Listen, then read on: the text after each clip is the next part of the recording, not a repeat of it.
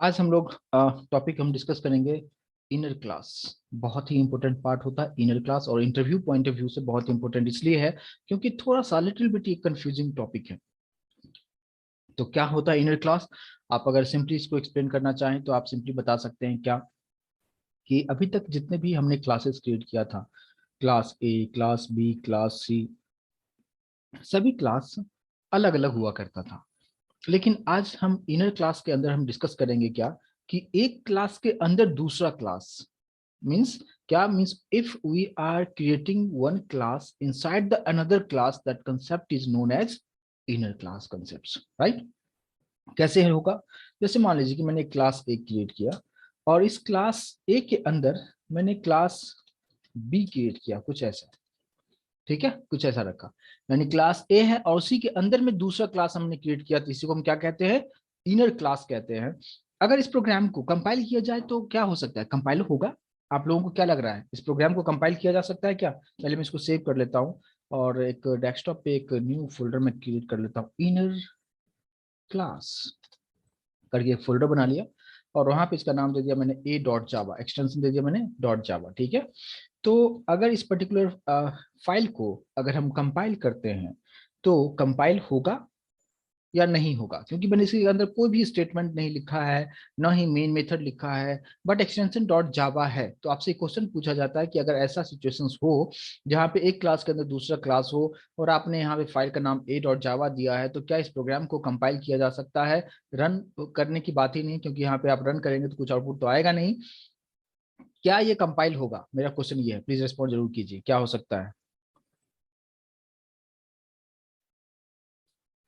और यहाँ पे मैंने कमांड प्रॉम्प्ट को ओपन कर देता हूँ और आपके सामने यहाँ पे दिखाता हूँ। देखिए, मैंने यहाँ पे कंपाइल किया जावा सी, फाइल का नाम क्या? ए डॉट जावा। तो आप जैसे यहाँ पे कंपाइल करते हैं, मैंने एंटर प्रेस कर दिया है, आप देखें कंपाइल हो चुका है और यहाँ पे दो डॉट क्लास फाइल बना है। और अब अगर बारीकी से आप देखेंगे तो एक तो है कि चलो ए था हमारे पास जावा का सोर्स फाइल, तो ए डॉट क्लास फाइल तो क्रिएट हुआ है, लेकिन उसके अलावा एक और बना है, लेकिन उसका नाम बी डॉट क्लास नहीं है। ए डॉलर साइन आप देखेंगे डॉलर साइन है और फिर बी डॉट क्लास है। तो डॉलर साइन इंडिकेट करता है कि डॉलर के राइट हैंड साइड में जो भी क्लास का नाम लिखा हुआ है वो इनर क्लास है, और डॉलर के राइट हैंड साइड में जो भी क्लास है, सॉरी मैं उल्टा तो नहीं बोल रहा हूँ, डॉलर के राइट हैंड साइड में जो भी है वो इनर क्लास, और डॉलर के लेफ्ट हैंड साइड में जो भी रहेगा वो आउटर क्लास होगा। समझ में आया? यस और नो प्लीज कंफर्म कीजिए मुझे यहाँ तक कि बिल्कुल आप कोई भी प्रोग्राम आप बनाते हैं, एक्सटेंशन डॉट जावा आपने दे दिया तो डेफिनेटली उसका कंपाइलेशन तो हो ही जाएगा, रन नहीं होगा, है ना? क्योंकि हमने मेन मेथड नहीं रखते हैं तो रन नहीं हो सकता। जैसे मान लो कि मैं रन करके भी अगर आपको दिखाऊं तो आपको क्या बताएगा कि मेन मेथड यहाँ पे मिसिंग है, मेन मेथड नॉट फाउंड। तो इसके बारे में आप अच्छी तरीके से आप लोग समझते होंगे। चलिए, तो यहाँ तक तो ठीक है। तो अब हम इसके बारे में एज इट इज, मैं पहले ये भी जो मैंने अभी आपको बताया है इसको मैं एज इट इज आपके लिए पहले सेव कर देता हूँ इसको।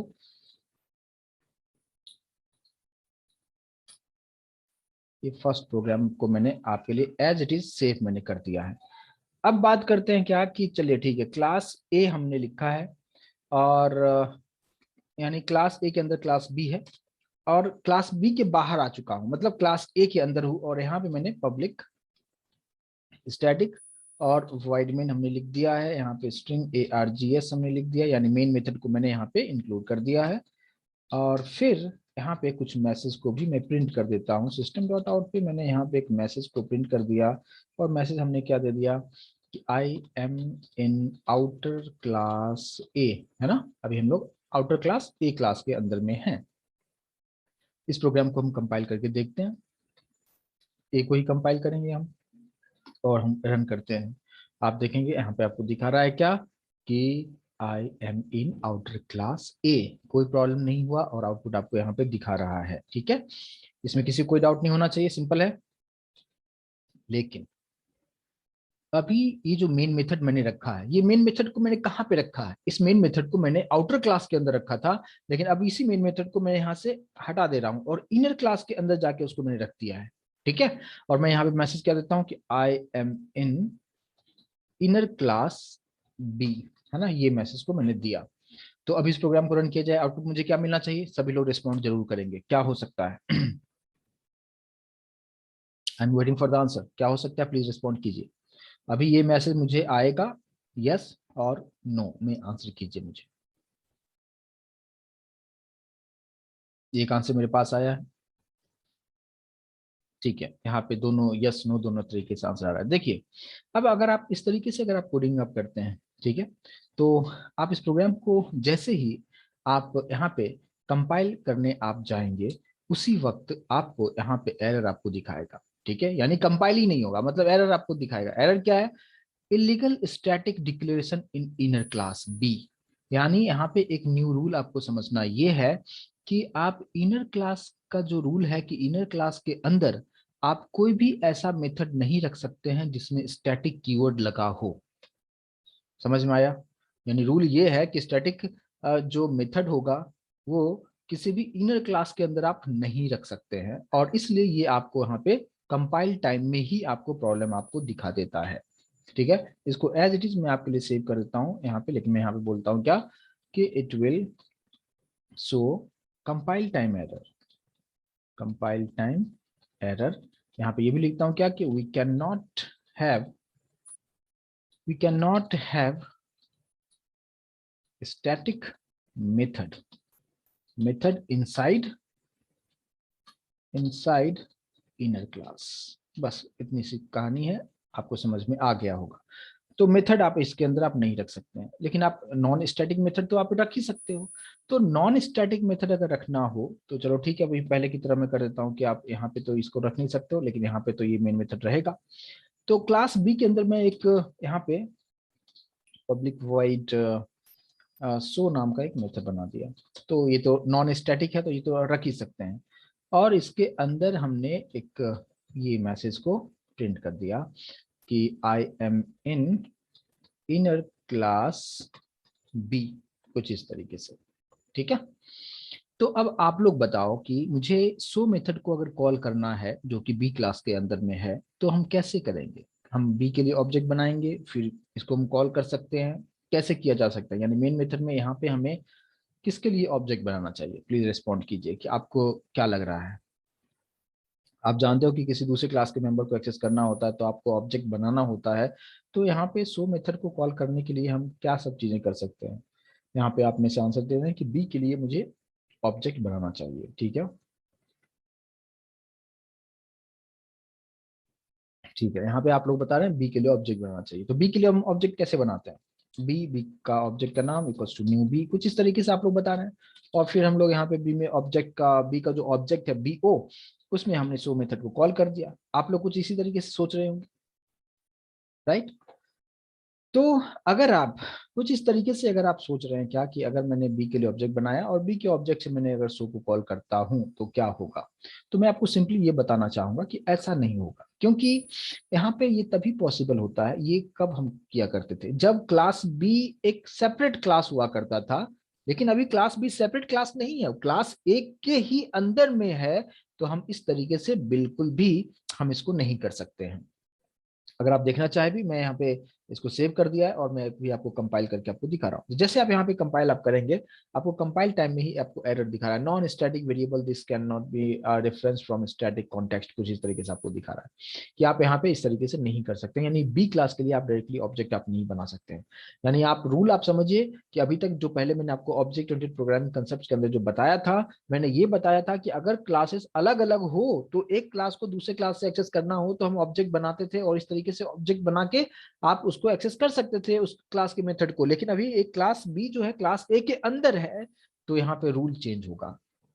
रूल क्या होगा कि अगर आपको क्लास बी के अंदर जाना है तो सबसे पहले क्लास ए के लिए ऑब्जेक्ट बनाओ, उसके बाद ही आप क्लास बी को आप एक्सेस आप कर सकते हो। आप डायरेक्टली क्लास बी को आप एक्सेस नहीं कर सकते हैं। यानी मेरे कहने का मतलब कि सबसे पहले क्लास ए के लिए आपको ऑब्जेक्ट बनाना होगा, ठीक है। क्योंकि क्लास ए के अंदर क्लास बी है, इसलिए पहले आप ए के लिए ऑब्जेक्ट बनाओ। अगर आपने ए के ऑब्जेक्ट जो बनाए हो, ए के ऑब्जेक्ट के हेल्प से ही बी का ऑब्जेक्ट क्रिएट होगा।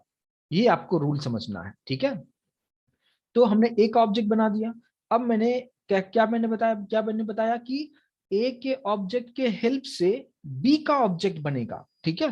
तो मैंने क्या किया यहाँ पे, ए डॉट बी, मतलब मैं बता रहा हूं कि ए के अंदर बी क्लास है, इसका ऑब्जेक्ट लेकिन मैंने क्या बताया, बी का ऑब्जेक्ट ए के ऑब्जेक्ट से हेल्प से बनेगा, और ए का ऑब्जेक्ट का नाम क्या है, एओ है, और ऑब्जेक्ट बनता कैसे है, न्यू कीवर्ड से, न्यू, और फिर यहाँ पे हम बी लिखेंगे। यानी आप सिंपल समझो कि न्यू बी का मतलब क्या, बी का ऑब्जेक्ट बनेगा, लेकिन बी का ऑब्जेक्ट किसके हेल्प से बनेगा, ए के ऑब्जेक्ट से बनेगा। तो ए का ऑब्जेक्ट क्या है, ए ओ है, और फिर उसको मैंने बीओ में असाइन यहाँ पे किया है। ठीक है, और अब आप बीओ में डॉट ऑपरेटर यूज करके अब आप शो मेथड को अगर आप कॉल करेंगे तो ही अब आप ये आंसर आपको देखने को मिलेगा। अब यहाँ पे आते हैं, कंपाइल करते हैं हम लोग, सब कुछ ठीक है, और रन करते हैं। अभी आपको यहाँ पे आउटपुट मिल रहा है, I am in inner class B. I hope कि कंसेप्ट समझ में आया होगा कि आप इनर क्लास के मेथड को कॉल करना हो तो सबसे पहले you have to create the object for the outer class, and with the help of outer object we can create the object for inner class. Concept clear है? ये हमारा फोर्थ प्रोग्राम हो गया। ठीक है, यानी सिंपल से आप ये समझिए कि आप, कि जैसे मान लीजिए कि अभी जो क्लास बी है ना, जैसे हम लोग का जो घर होता है ना, जैसे मान लीजिए कि अगर 2 BH का घर है, तो अगर 2 BHK का घर है तो 2 बेडरूम है, ठीक है, दोनों बेडरूम में लॉक लगा हुआ है। आप अगर बाहर जाते हो तो लॉक लगा देते हो, मेन डोर को आप लॉक लगा के आप बाहर घूमने जाते हो। जब बाहर से जब आप आते हो तो आप डायरेक्टली बेडरूम को आप ओपन कर सकते हो क्या, डायरेक्टली बेडरूम को ओपन कर किया जा सकता है क्या? अगर आप बाहर से आते हो और आपको ये कहा गया है कि मेन डोर को नहीं खोलो और डायरेक्टली बेडरूम को खोलो, नहीं पॉसिबल है, कि जब, क्योंकि जब तक कि आप मेन डोर को ओपन नहीं करोगे तब तक आप अंदर में आप नहीं जा सकते हो। एग्जैक्टली वहां पे भी वही चीज है कि अगर आप बी क्लास के अंदर आपको जाना है तो सबसे पहले ये जो मेन डोर है ए के लिए आप ऑब्जेक्ट बनाओ, और फिर ए के ऑब्जेक्ट के हेल्प से ही हम बी क्लास के अंदर हम जाके और उसके मेथड को हम एक्सेस कर सकते हैं। अभी कंसेप्ट समझ में आ गया होगा? ठीक है, तो ये मैंने आपको तरीका बताया। अब आपको समझना ये है कि इसको थोड़ा सा और सिंपल वे में किया जा सकता है। कैसे किया जा सकता है इस समझिए, यहाँ पे जो मैंने ऑब्जेक्ट बनाया 3 लाइन में आपको बताया, एक एक स्टेप को स्टेप बाय स्टेप मैंने करके आपको बताया। ऐसा भी हम इसको कर सकते हैं क्या, कि यहाँ पे एओ जो मैंने लिखा है ना, इस एओ की जगह पे हम क्या लिख सकते हैं, आपके सामने सब कुछ है। मैं चाहता हूं क्या कि इसको 2 स्टेप में करना। एओ की जगह पे हम क्या लिख सकते हैं, एओ में हमने क्या स्टोर किया हुआ है, न्यू ए। तो न्यू ए को मैंने किस में असाइन किया हुआ है, एओ में। तो अगर मैं एओ यहाँ पे जो सेकंड लाइन में जो लिखा हुआ है इसके जगह पे मैं डायरेक्टली अगर न्यू ए लिख दूं तो चलेगा क्या, फिर मुझे इस लाइन की जरूरत ही नहीं होगी, है ना? समझ में आ रहा है? यहाँ पे इसको कमेंट कर देता हूँ। यानी पहले हमने यहाँ पे एओ लिखा था, अब एओ की जगह पे मैंने न्यू ए लिख दिया, अब ये लाइन मेरा खत्म, है ना? अब मैं सिर्फ 2 लाइन में मेरा काम हो जाएगा। ठीक है, और अब इसको आप रन करके आप देखो तो यहाँ पे क्या हो रहा है, न्यू ए मतलब ए का ऑब्जेक्ट बना, और ए के ऑब्जेक्ट के हेल्प से बी का ऑब्जेक्ट बना, और इसको असाइन किया मैंने बी ओ में, और फिर बी ओ से मैंने शो मेथड को कॉल किया, फिर आउटपुट आपको मिल रहा है। अभी आप देखिए, इसको हमने कंपाइल किया और सब कुछ ठीक है, और आउटपुट आपको मिल रहा है। तो ऐसा भी आप कर सकते हो आप। ठीक है, समझ में आया? ये जो सेकंड स्टेप अभी जो मैंने आपको बताया कि एक स्टेप को कम कैसे किया जा सकता है, क्लियर होगा? अब इसको एक और तरीका आप समझिएगा कि अब यहाँ पे बीओ की जगह पे क्या लिखा जा सकता है, सभी लोग रिस्पॉन्ड करेंगे। बीओ की जगह पे क्या लिखा जा सकता है, मैं चाहता हूँ ये स्टेप हटाने के लिए, तो मैं बीओ की जगह पे क्या लिखेंगे हम लोग, बीओ में क्या असाइन किया है मैंने, new A dot new B. तो अगर मैं यहाँ पे बीओ नहीं लिखते हुए मैं क्या लिख रहा हूँ, new A dot new B dot show method, कुछ ऐसा मैंने लिख दिया। ठीक है, तो अब मुझे इसकी जरूरत ही नहीं है। यानी पहले मैंने ए के लिए ऑब्जेक्ट बनाया, फिर बी के लिए ऑब्जेक्ट बनाया, और फिर मैं शो मेथड को कॉल कर रहा हूँ। इसको आप सेव कीजिए और फिर इसको आप कंपाइल कीजिए और रन कीजिए, आपको बिल्कुल उसी तरीके से आउटपुट आपको यहाँ पे आ रहा है, I am in inner class B. Clear होगा? समझ में आया? यस और नो प्लीज कंफर्म कीजिए मुझे।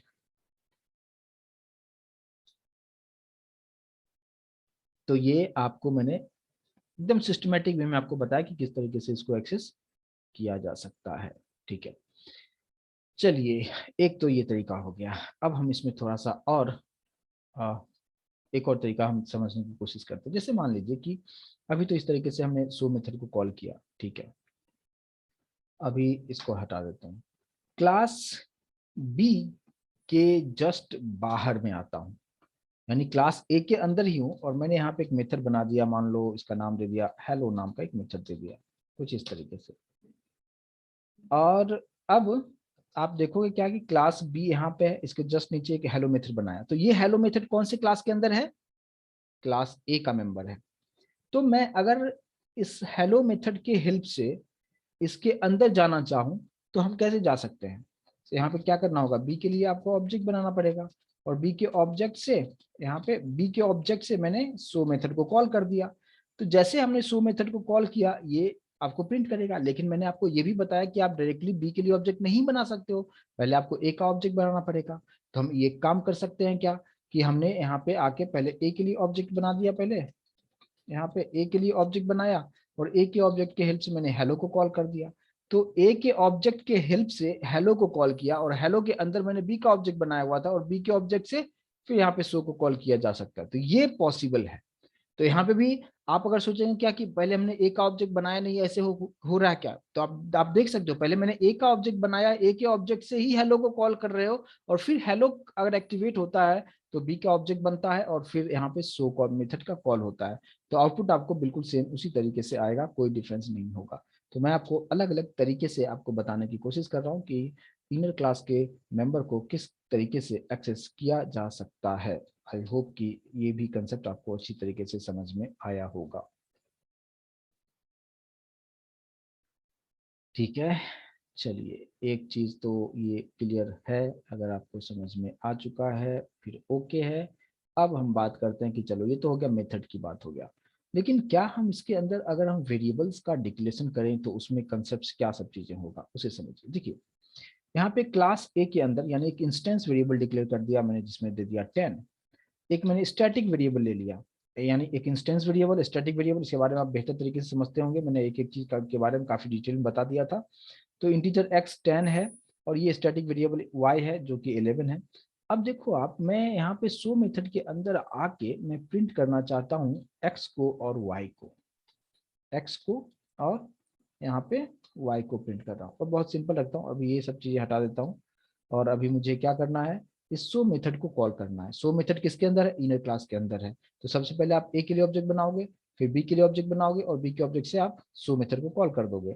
तो वही सेम तरीका मैं शॉर्ट कर रखता हूँ, न्यू ए के लिए ऑब्जेक्ट बन गया, बी के लिए ऑब्जेक्ट बन गया और शो मेथड को कॉल कर दो आप।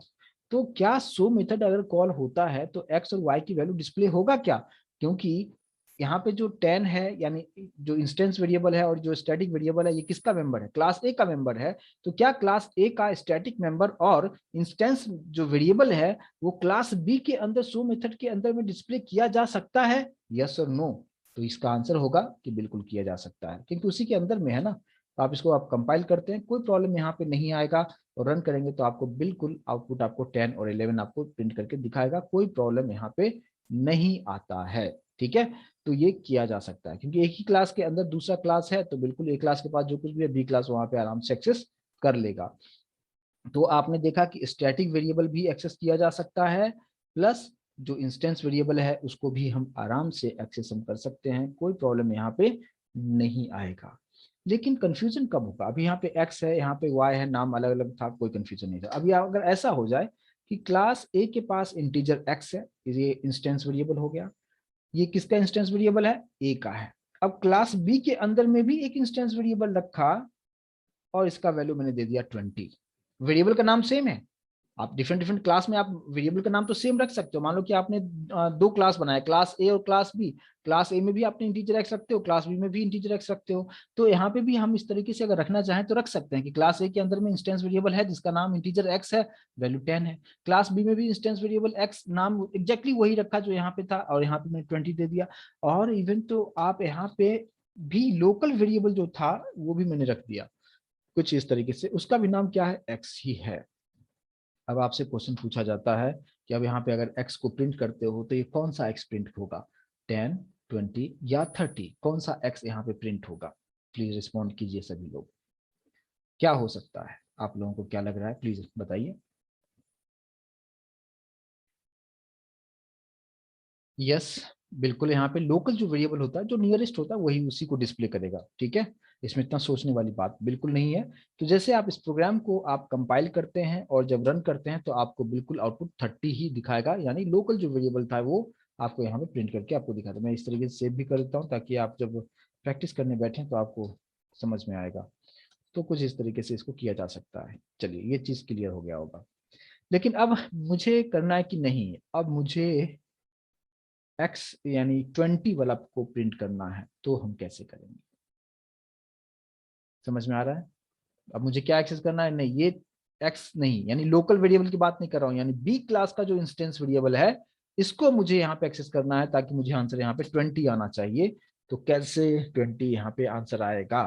तो इसके लिए भी मैं आपको कंसेप्ट बता चुका हूं। जब हम लोग ऑब्जेक्ट ओरिएंटेड प्रोग्रामिंग कंसेप्ट जब देख रहे थे, वहां पे मैंने एक दिस कीवर्ड के बारे में आप लोगों को बताया था। राइट, आई होप कि आप लोगों को याद हो। तो यहाँ पे हम लोग क्या यूज करते थे? दिस डॉट लगा दो, मतलब क्या कि वो इसी क्लास का जो इंस्टेंस वेरिएबल है उसकी तरफ वो पॉइंट करेगा, और अब जो आंसर आपको मिलेगा वो 20 आपको दिखाएगा, क्योंकि दिस का मतलब मैंने ऑलरेडी बहुत डिटेल में डिस्कस कर चुका हूँ कि दिस का मतलब वो इंस्टेंस उसी क्लास के इंस्टेंस वेरिएबल को जाके पॉइंट करता है। और अब इस प्रोग्राम को आप कंपाइल कीजिए, और जब हमने कंपाइल किया सब ठीक है और रन करेंगे तो आंसर आपको 20 आपको दिखा रहा है, जैसा हमें चाहिए था। ठीक है, तो इस चीज को आराम से किया जा सकता है। तो अभी आपको डिफरेंस समझ में आ रहा होगा।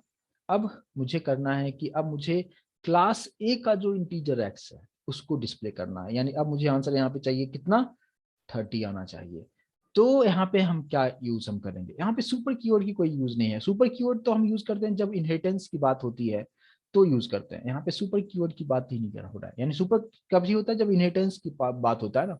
यहाँ पे तो क्लास ए के अंदर क्लास बी है, तो क्या यहाँ पे कैसे इसको एक्सेस कैसे किया जा सकता है? यानी इंटीजर एक्स जो ये है, यानी क्लास ए का जो इंस्टेंस वेरिएबल है उसको मुझे यहाँ पे दिखाना है ना। इसका आंसर कितना आना चाहिए? मुझे 10 आना चाहिए यहाँ पे, है ना। इसका वैल्यू 10 है, तो ये 10 मुझे यहाँ पे आना चाहिए। तो कैसे आएगा?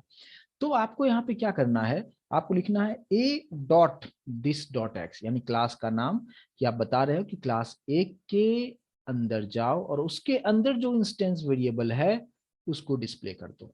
तो आपको यहाँ पे ए अगर आप लिख देते हो और फिर आप इस प्रोग्राम को आप कंपाइल करेंगे और आप रन करेंगे तो आपको यहाँ पे 10 आउटपुट आपको दिखाएगा। क्लियर है सभी लोगों को? तो ये समझ में आया कि कैसे हम नाम अगर सेम भी रहा वेरिएबल का नाम तो कैसे एक्सेस किया जा सकता है, और ये सब इंटरव्यू में पूछा जाता है, तो उस वक्त आपको कंफ्यूजन नहीं होगा। मैं एक एक चीज एक एक रूल रेगुलेशंस में आपको यहाँ पे एक्सप्लेन कर रहा हूँ और साथ साथ करके आपको दिखाते जा रहा हूँ। ठीक है, अच्छा चलो, ये चीज तो हो गया। अच्छा, लेकिन अगर मुझे सभी को एक साथ अगर मैं करना चाहूँ प्रिंट, है ना, अभी तो मैंने सेपरेट सेपरेट कर दिया आपको यहाँ पे, यहाँ पे भी रख दिया। तो आपने देखा क्या कि कुछ इस तरीके से किया जा सकता था, है ना। अगर a dot this dot x लिखा तो यहाँ पे 10 आ जाएगा। सिर्फ दिस डॉट एक्स लिखा तो b क्लास का जो इंस्टेंस वेरिएबल है उसका आंसर आ जाएगा, और कुछ नहीं लिखा तो लोकल वेरिएबल जो है उसका आंसर यहाँ पे आ जाएगा। ठीक है, और इसको आप कंपाइल कीजिए, और कंपाइल करने के बाद आप रन कीजिए। 10 20 30 कुछ इस तरीके से आंसर आपको आ जाएगा, कोई प्रॉब्लम यहाँ पे नहीं होगा। ठीक है, तो क्लास के अंदर अलग अलग वेरिएबल्स को कैसे एक्सेस किया जा सकता है मैंने आपको उसके बारे में भी आपको एक्सप्लेन कर दिया है। लेकिन आप ऐसा भी कभी कभी आप देख सकते हो, या आप ऐसा भी आप कोडिंग कर सकते हो।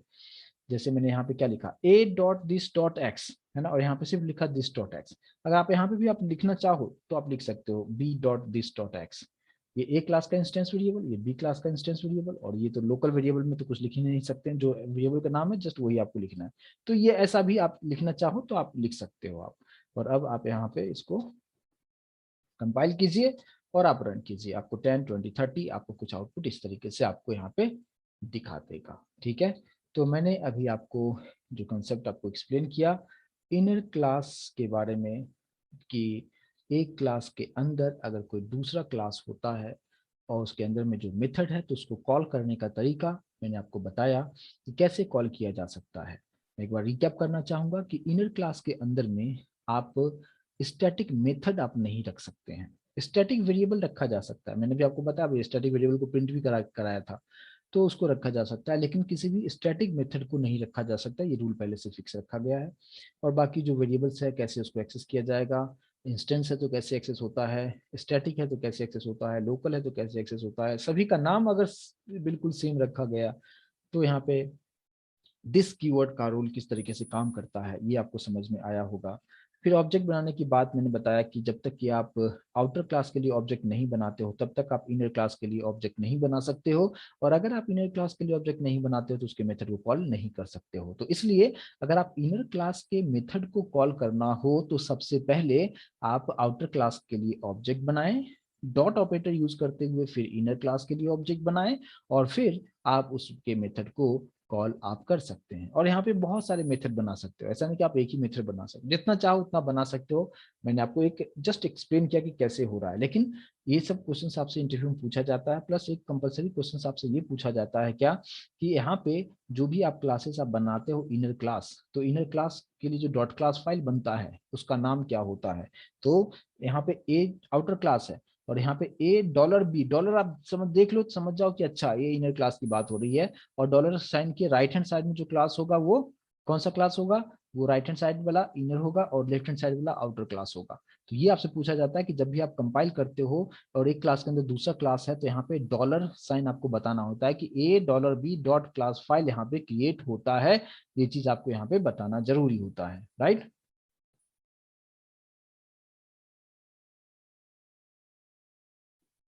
क्लियर है यहाँ तक, ठीक है। तो आई होप कि यहाँ तक आपको कंसेप्ट अच्छी तरीके से आपको समझ में आया होगा। यस।